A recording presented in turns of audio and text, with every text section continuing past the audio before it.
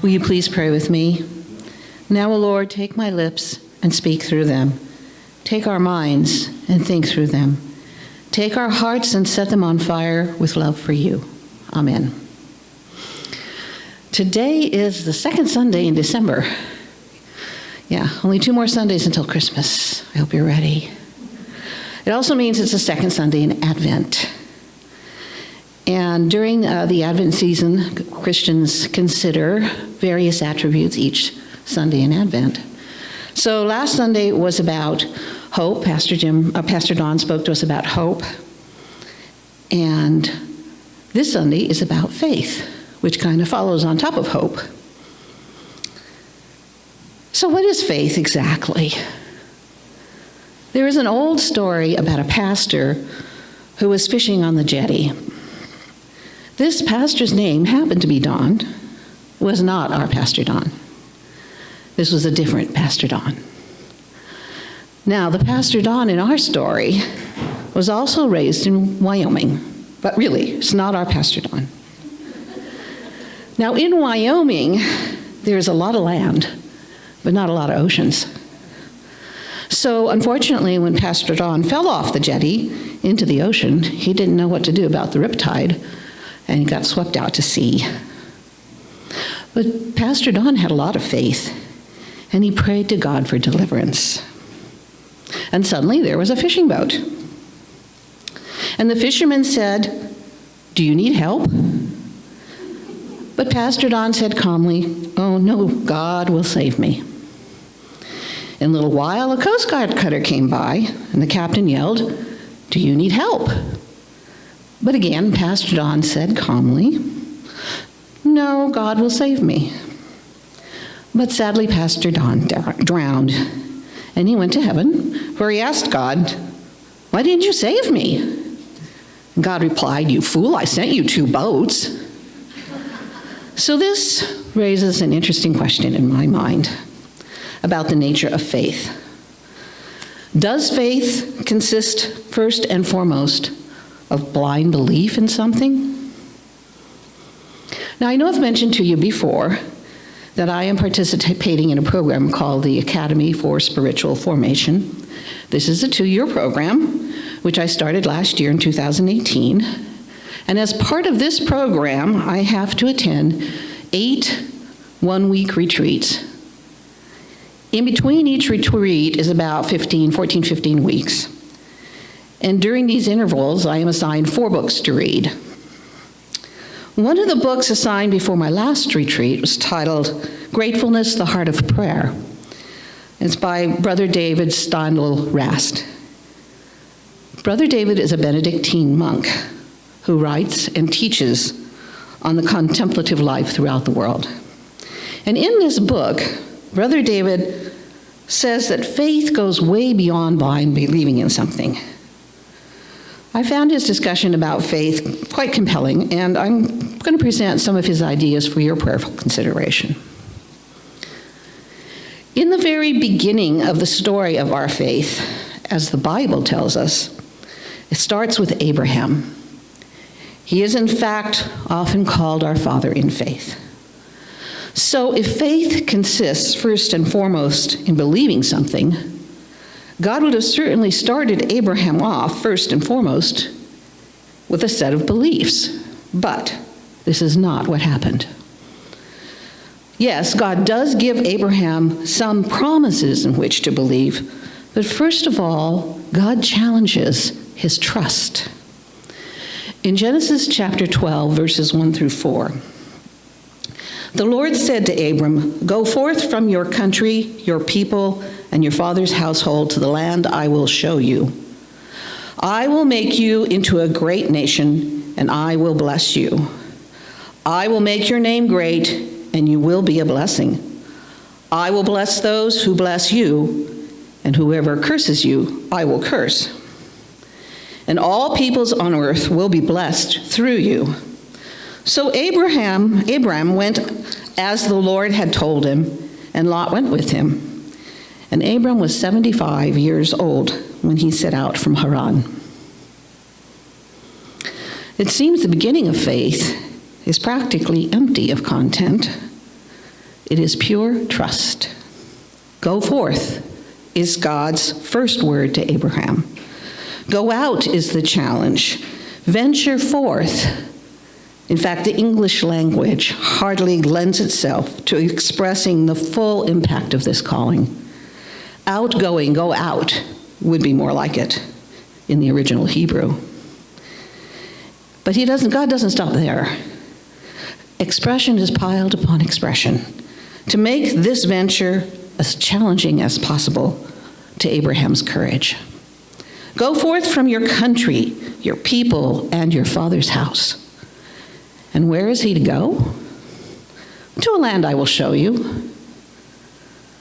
No map, no direction, no destination are given to Abraham. It is as if God is saying to him, trust me, I'll get you there.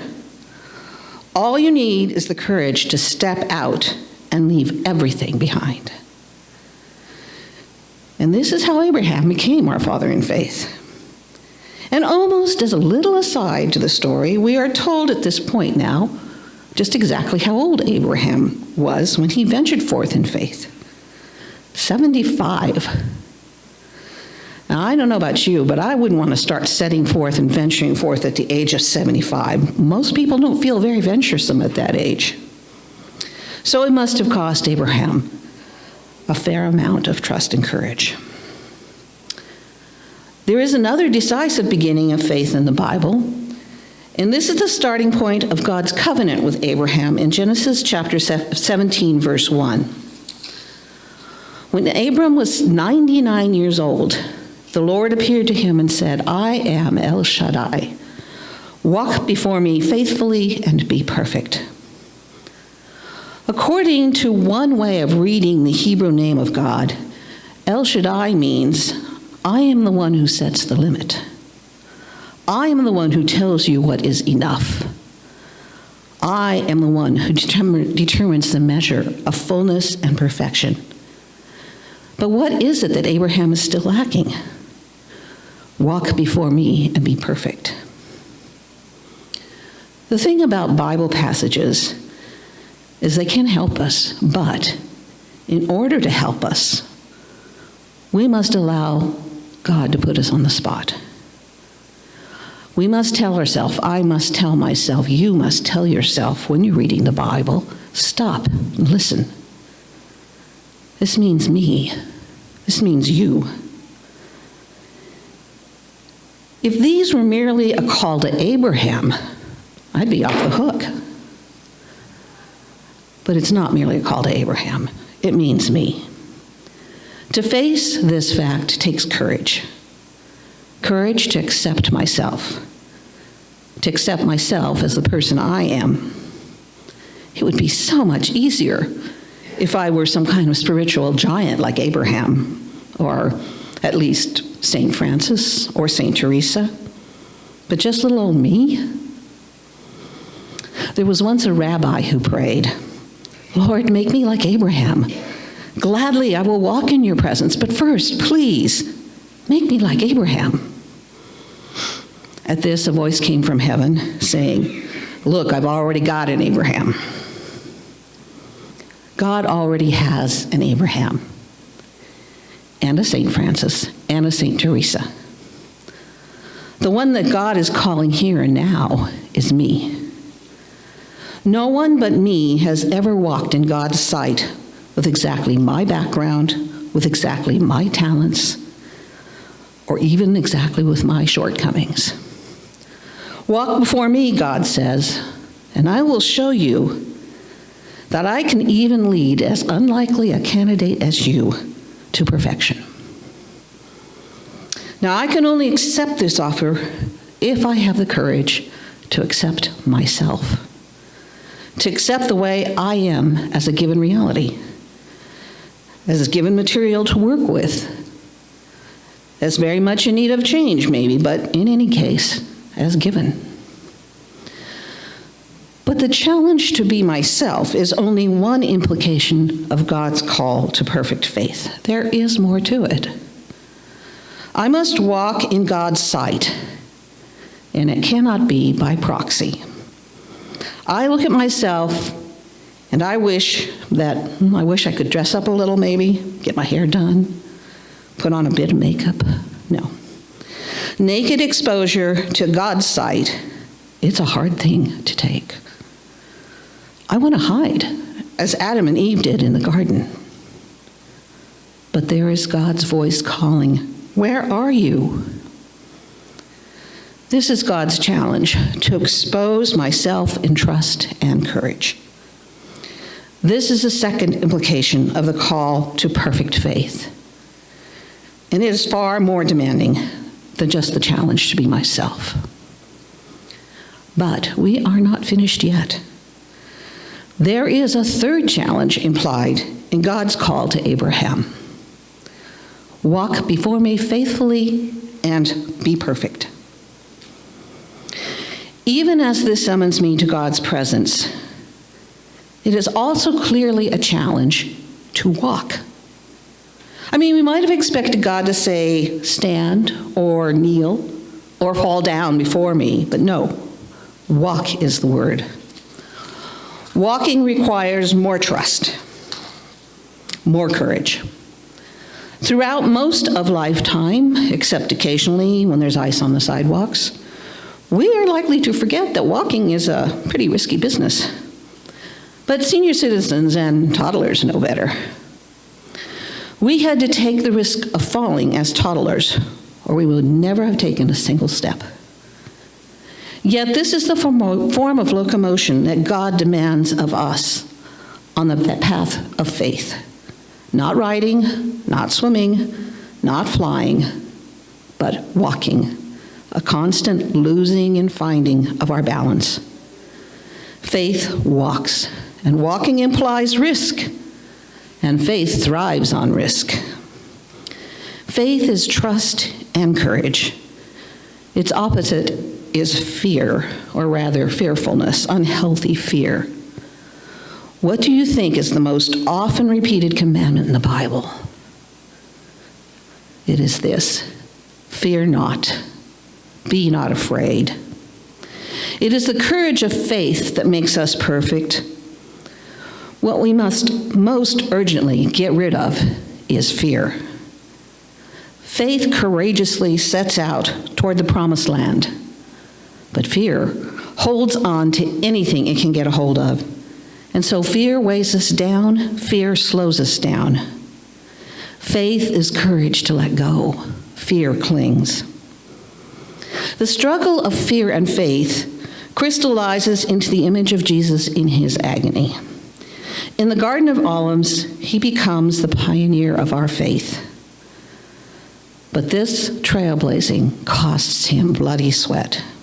In the end, he accepts the cup. And are we not invited to see the connection between this bread and cup and the bread and cup of the Lord's Supper? Whenever Christians celebrate the Eucharist with bread and the cup, they celebrate fullness of life. Yes, but with a reference to death, with a reference to a bloody agony in which faith conquered fear. The Eucharist is a challenge to follow Christ from fear to faith. Approaching the Eucharist bread and cup is an act of courage. It is a gesture which says, I trust that I can live by every word that comes from the mouth of God. Yes, even if that word spells death. But what remains is to translate this act of faith into daily living. And this is done through gratefulness. Eucharist does, after all, mean thanksgiving. And as we learn to give thanks for all things of life and death, for all faith as trust, this is faith to be ourselves before God. This is faith to walk with God. And this is the joy of faith in this holiday season of Advent. Thanks be to God.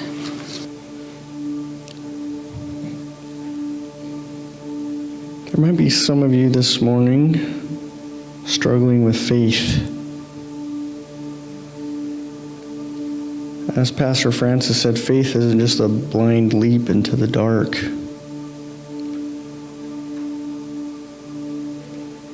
It's a confidence in where your foot will land when you take a step.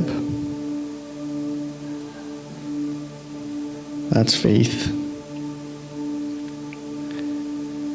And the Bible tells us we don't have great, big, amazing faith. We have tiny faith in a great, big God. Jesus says, faith like a mustard seed. For those of you who've ever seen a mustard seed know just how small that mustard seed is. Jesus says that's all it takes. Faith the size of a mustard seed. And with that mustard seed-sized faith, you could look at any mountain standing in front of you on your journey to God and command it to go into the sea. Not big faith, small faith, and a big God.